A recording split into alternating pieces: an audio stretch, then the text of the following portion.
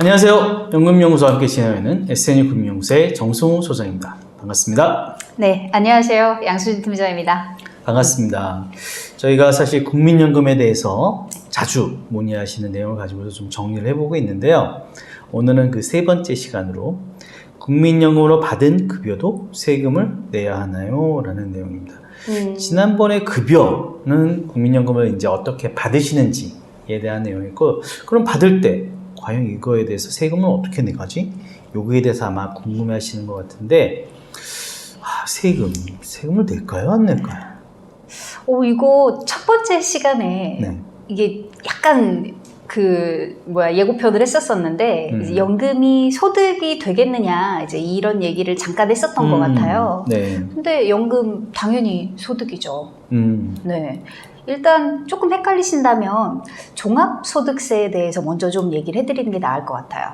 예. 네. 그것도 좋겠네요. 네. 왜냐하면 대한민국에서 국민연금 받을 수 있다는 건 대한민국 국민이란 얘기잖아요. 그러면 그 전에 대한민국에서 어떤 돈을 벌었다는 건, 그러니까 세금은 항상 소득이 있는 곳에 있거든요. 그렇기 때문에 종합소득세에 해당을 하는가에 대해서 좀 구분을 해볼 필요가 있는 것 같아요. 일단 기본적으로 종합소득세의 대상이 되는 거는 근로소득, 그리고 사업소득, 이 두 가지가 가장 큰 소득이겠죠. 매월 일을 해서 버는 그렇죠. 돈이니까요. 그리고 그 다음으로 포함이 되는 게 바로 이자소득. 돈이 일을 한 것도 세금을 내셔야 그렇죠. 되고요. 그리고 연금소득. 연금도 돈이 일을 해서 내는 세금이에요. 그리고 마지막으로 기타소득. 이렇게 5가지 정도를 기억을 해두시면 이 5가지가 종합소득세 과세 대상이 되시거든요. 네. 네. 그러면 여기에 포함되지 않는 2가지 소득을 바로 분류과세 대상이라고 얘기를 해요. 이제 분류과세가 되는 거는 저희가 이전 시간까지 굉장히 많이 다뤘던 바로 퇴직소득. 네. 예, 퇴직소득이 있고, 그리고, 이제 지금 우리나라에서 가장 핫한 소득이 바로 양도소득. 네, 양도소득 같은 경우도 내가 팔 시점이 언제인지 결정되지 않았기 때문에 기타소득, 분류과세. 그리고 퇴직소득 같은 경우도 내가 언제 일을 그만둘지 정하지 않았기 맞아요. 때문에 이 2가지만 이제 분류과세로 하고 있고, 아까 말씀드렸던 그 5가지는 소득으로 종합소득 과세 대상이 돼야 되는 내용인데요.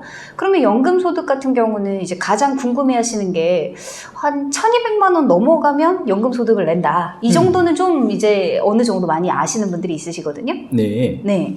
근데 그러면 이제 이 연금소득이 얘기가 조금 길어지는 이유가 바로 이제 우리가 일을 해서 만들어 놨던 그 퇴직금하고 연관이 있기 때문에 약간 그러는 것 같아요. 네. 네, 기본적으로 이게 좀 연관이 있어서 그러는 부분인데, 왜냐하면 연금세를 내야 된다는 것까지는 알겠어요. 네. 근데 그러면 내가 모아놨던 연금 자산의 모든 돈이 다 세금으로 부과가 되느냐? 그게 아니라서 문제가 되는 거거든요. 그게 아니라서 네. 헷갈리게 되는 거고, 그 1,200만 원의 대상이 되는 소득이 있고 아닌 게 있습니다. 그러면 이제 차근차근 한번 말씀을 드릴 건데 잘 따라오셔야 돼요. 네. 잘 따라오셔야 돼요. 네, 일단 잘 따라오셔야 되는데, 세금을 안 내는 연금세가 있어요. 연금이 있어요. 이거는 뭐랑 연관이 되는 거냐면, 쉽게 표현을 하면은 연금세를 대체 왜 내는 건가요, 소장님? 연금세를 왜 내느냐? 네. 일단 아까 말씀하신 소득이 있는 곳에 세금을 납부한다라는 측면과, 맞아요. 그 다음에 아까 얘기하신 혜택을 받았으면은 또 세금을 내야 된다는 측면도 있는 것 같아요. 정확해요. 네. 그 말인즉슨 바로 지금 저희가 받고 있는 연말정산과 관련이 매우 깊어요. 네. 그렇게 생각을 해본다면 국민연금은요, 사실 100% 소득공제를 받았던 대상이었어요. 그렇죠. 그러면 우리가 지금 생각을 했을 때 소득공제를 받았던 대상 2가지를 딱 언뜻 떠올려 보시면 되시는 건데, 첫 번째가 바로 국민연금이었고요. 국민연금 100% 소득공제 받았고요. 그리고 바로 700만 원까지 소득공제 됐던 대상이 있었습니다. 그렇죠. 그렇죠. 바로 그게 연금저축과 IRP IRP 대상이었었거든요. 근데 그러면 원래는 연금액을 얼마까지 납입이 가능하시냐면 연간 1,800만 원까지 연금 계좌에 넣으실 수가 있었어요. 이 연금 계좌에 대한 내용은 저희가 이전에도 매번 다뤘었던 내용이기 때문에 오늘은 다루지는 않을게요. 그러면 우리가 나중에 노후를 위해서 만들어놨던 연금 계좌 안에 연금액을 담을 수가 있는데 무려 1,800만 원까지 담을 수가 있는데 그 중에서 700만 원만 소득공제가 됐었거든요. 네, 그러면 만약에 내가 1,200만 원을 추가로 더 넣었다면, 그러니까 700만 원 이외로 별도로 납입한 거는 세금 대상이 됐나요, 안 됐나요? 세금 대상이 안 됐었죠. 안 됐었죠. 공제 혜택이 안 됐었죠. 공제 혜택이 안 됐었죠. 맞습니다. 그래서 저희가 연금 개시를 하더라도 세금 대상이 안 됐던 아이들은 세금 내지 않습니다. 비과세가 된다. 네, 그리고 이 아이들이 1번으로 빠져나옵니다. 연금 계좌에서요. 네. 그렇기 때문에 무조건 연금세를 낸다가 아니라 일단 1번으로 빠져나오는 아이들은 세금 공제를 받지 않았던 애들이다. 이렇게 계산을 하시면 될 것 같고요. 네. 그러면 두 번째로 이 연금 계좌에서 빠져나오는 아이들이 있어요. 네. 그 아이들이 바로 퇴직을 하셨을 때 받았던 퇴직금입니다. 네, 퇴직금을요, IRP 계좌로 일단 넘기게 되면 퇴직소득세를 무려 한 30% 정도 감면받으실 수가 있으시거든요. 네. 요 내용 저희가 또 이전에 다뤘었어요. 퇴직연금 할 때요. 네. 이제 보통 10년 미만일 때는 내가 받았던 퇴직금의 70%만 세금을 내시고요. 10년 이후일 때는 60%만 내시거든요. 근데 하여튼 요 내용이 퇴직 계좌에 들어가 있다가, 그러니까 퇴직금을 이렇게 일시금으로 받았다가 연금 계좌 IRP로 넘겨서 연금으로 받게 되면 바로 30%를 할인받으실 수가 있기 때문에 요거 또한 대상이 아닙니다. 그러니까 두 가지는 대상이 아닌 거예요. 세금 공제 받지 않았던 애들 대상 아니고요. 그리고 퇴직금으로 받았던 애들 대상이 아니었던 거예요. 그러면 어떤 것만 해당이 되느냐? 바로 공적연금, 국민연금과요. 그리고 세액공제 받으셨던 애들을 합해서 바로 연금세를 내시는 거예요. 결론은. 그렇군요. 네. 결론은 여기서 내시는 건데, 근데 여기서 국민연금에 한 가지 주의할 게 있는데요.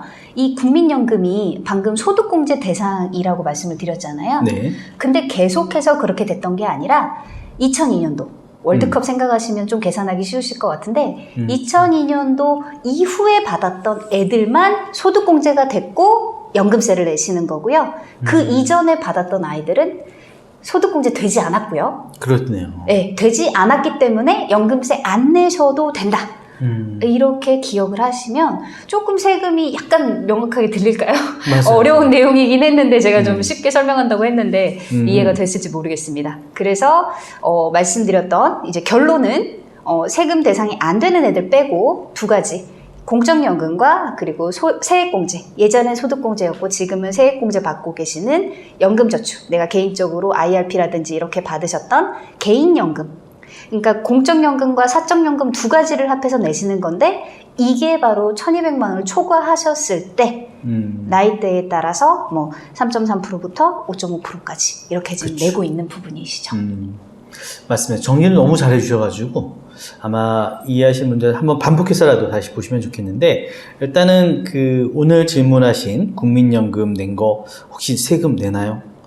어떻게 되나요? 라는 푼에서는 일단 기본적으로 아까 말씀하신 2002년도를 기준으로 해서 그전에는 내가 연금을 낼 때 이것을 가지고 소득공제를 받지를 않으셨다라는 거. 소득공제를 받지 않았으니까 당연히 받을 때도 비과세로 당연히 이렇게 받게 된다는 측면이고요. 그 이후부터는 내가 소득공제를 받았기 때문에 과세가 된다. 그러니까 연금소득세를 낸다. 라고 기본적으로 생각하시면 되고요. 장애연금과 유족연금은 과세 대상에 포함되지는 않습니다. 포함되지는 않고요. 연금에 대해서 소득세 및 지방소득세 납부는 사실은 받는 시기에 간인세 그 원천징수하고서 이렇게 쏙 떼는데요. 그러니까 내가 이거에 대해서 정확하게 결정세액은 정산, 1월에 연금에 다시 정산해가지고 다시 이거를 이게 반영이 되도록 하기 때문에 따로 수급자가 납부하실 필요는 없다라고 합니다. 그렇기 때문에 이런 것들은 살펴보시는데, 세금이 일부는 있구나. 아까 얘기하신 반환 일시금이나 일시금으로 아니면 연금으로 받으시는 이 금액에 대해서 일정 부분의 기간에 따라가지고 세금을 내는 부분이 좀 있고 그렇지 않은 부분이 있고, 나중에 연금 수령할 때 세금을 내는 부분이 있고 세금을 내는 부분이 있고, 이렇게 이해하시면 될 것 같습니다. 사실 저희 연금연구소에서는 여러분들이 궁금해하시는 이러한 연금에 대해서 많이 유튜브로 이제 알려드리고자 노력을 하고 있으니까요. 관련해서 궁금하신 내용이나 이런 것들은 카카오톡 플러스 친구 연금연구소를 검색하셔가지고 친구 추가하셔서 질의 남겨주시면 저희가 채택되신 분들에게 커피 상품권 보내드리고 있고요. 이런 컨텐츠 제작하는데 구독과 좋아요는 많은 큰 힘이 되니까요. 많은 구독, 좋아요, 알람 설정 부탁드리겠습니다. 오늘도 함께해 주셔서 감사합니다. 수고하셨습니다.